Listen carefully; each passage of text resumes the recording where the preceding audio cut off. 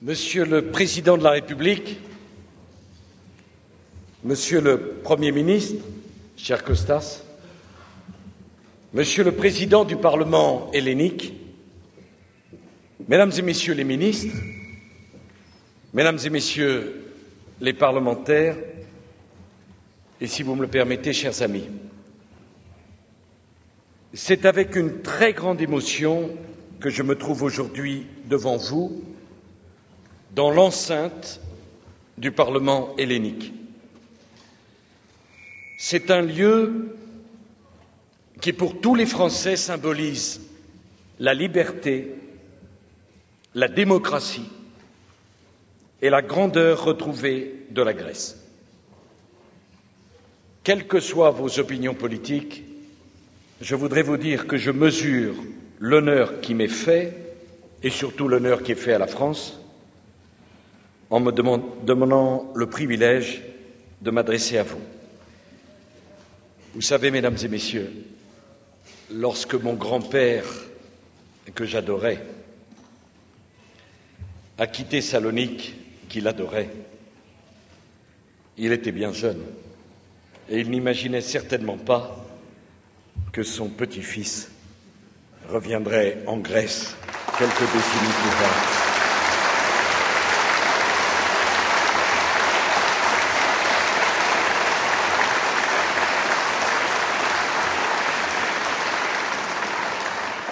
Je pense à lui et je pense à tous ceux qui ont trouvé une identité sur cette terre, la vôtre, et à 26 siècles de distance, et à quelques mètres d'ici, devant l'Assemblée instituée par les lois de Solon, devant cette Assemblée du peuple guidée par la Voulie, dont vous portez encore le nom, Thémistocle, Périclès, Démosthène ont prononcé leurs discours les plus fameux. Et pour moi, qui ai choisi de consacrer ma vie à la politique, me retrouver ici, à 26 siècles de différence, mais à quelques mètres, c'est me retrouver dans l'endroit où, pour la première fois dans l'histoire de l'humanité, a été pensée, a été expérimentée la démocratie. Vous en êtes les héritiers en ligne directe. Ici, pour la première fois dans l'histoire de l'humanité, des hommes ont célébré l'art de vivre ensemble. Des hommes ont forgé le sens du mot politique. Ici, il y a 26 siècles. Ici, pour la première fois dans l'histoire de l'humanité, est apparue la démocratie que nous connaissons. C'est l'humanité tout entière qui doit en être reconnaissante à la civilisation grecque. Et c'est ici, en Grèce, et en particulier dans cette cité d'Athènes, qu'en ce 5e siècle avant notre ère, furent inventés la philosophie, l'architecture, la sculpture qui fut portée à des degrés de perfection inégalés, et que le théâtre et l'éloquence connurent leur premier sommet. Ce n'est pas rien, chers amis grecs, que d'avoir le privilège d'être les héritiers de ces hommes-là qui ont su tout inventer il y a 26 siècles. Et ce qui a fait la gloire de la Grèce classique, aucune autre nation dans le monde que la France ne peut comprendre cette gloire et l'importance de la Grèce dans la culture démocratique d'aujourd'hui. La pensée grecque a inspiré les idéaux français de la Renaissance, des Lumières et de la Révolution française. Et le mouvement philhellène français a accompagné en retour l'émancipation héroïque de la Grèce moderne. de Delacroix à Victor Hugo, sans oublier les héros anonymes de Navarin, la France, encore aujourd'hui, est fière d'avoir toujours été l'ami de la Grèce moderne dans ses combats prestigieux et héroïques. Et ce mouvement est toujours présent dans le sentiment profond d'amitié qui anime la France à l'endroit de la Grèce. Ce mouvement était là quand le général de Gaulle s'est exprimé ici même il y a 45 ans. Mais ce mouvement d'amitié, il était là quand toute la France a soutenu l'adhésion de la Grèce à l'Europe.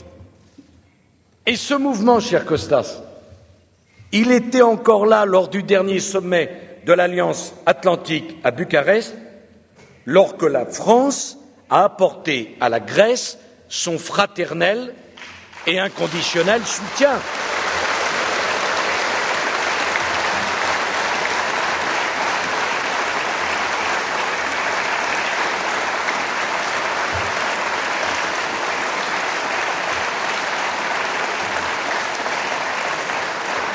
Ce lien particulier entre la France et la Grèce, depuis 1974, depuis le retour d'exil de Constantin Karamanlis, après les années sombres, un slogan l'incarne, Monsieur le Président, Grèce, France, Alliance. Eh bien, ce que je suis venu vous dire aujourd'hui, c'est que cette alliance est plus que jamais une réalité, car d'instinct, nous les Français et vous les Grecs savons que nous pouvons compter l'un sur l'autre. La France peut compter sur la Grèce peut compter sur la France. Et face à tous les défis, je suis venu vous proposer un nouveau pacte entre nous, Grèce, France, nouvelle alliance. Cette nouvelle alliance, nous devons la mettre au service de la construction de l'Europe de demain.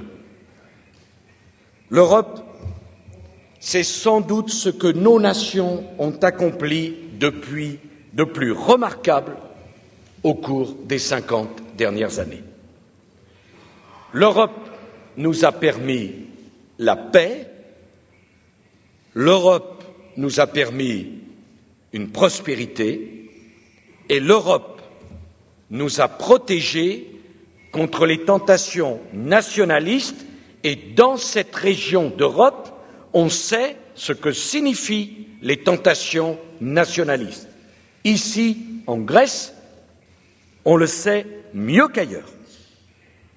Alors l'Europe, elle a d'abord eu pour but essentiel de rendre la guerre impossible, impensable entre ses membres. Mais avec l'adhésion de la Grèce, il s'agit non plus seulement de garantir la paix, mais également d'ancrer la liberté pour tous les peuples. Vous-même qui avez connu les années sombres et qui en êtes sortis seuls, vous avez montré le chemin à d'autres pays, l'Espagne, le Portugal, mais le grand élargissement à l'Est a poursuivi cette œuvre d'unification d'une Europe libre. Et dans toute cette phase historique, la Grèce et la France ont partagé les mêmes valeurs et les mêmes engagements. Alors vous aurez bientôt à vous prononcer sur le traité de Lisbonne. Ce traité n'est pas parfait, mais il met fin à 10 années de débats institutionnels. La ratification grecque sera une étape importante pour que nous puissions ensemble relever les défis d'aujourd'hui. Ça n'a pas été facile, y compris dans mon pays.